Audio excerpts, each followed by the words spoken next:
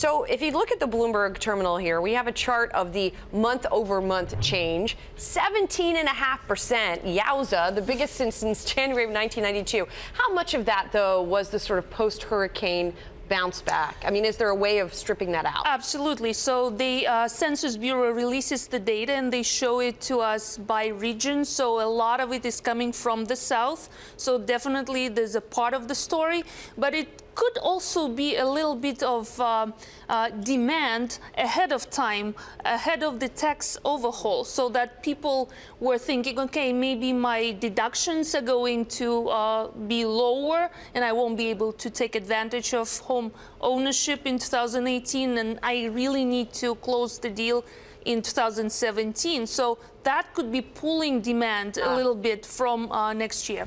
Nevertheless, when you look at the housing market overall, there's demand, which we just spoke to, and then there's supply. And the fact is the supply is fairly limited. We've got a chart here, #BTV113, that shows housing inventory and the number of existing homes for sale. And these are homes that are already constructed, right? Resales of homes.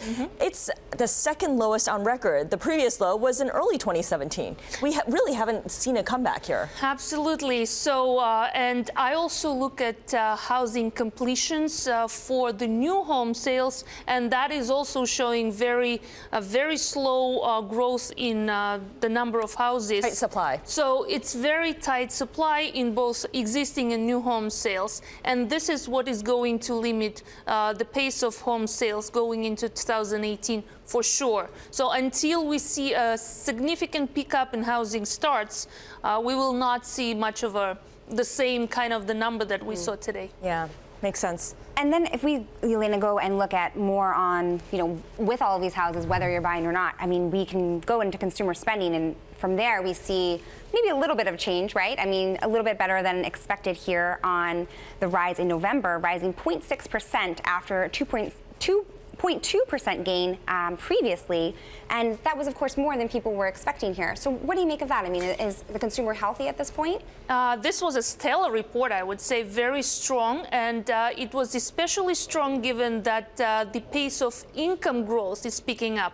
So if you just have spending and people are just borrowing or reaching into their savings, that's one thing.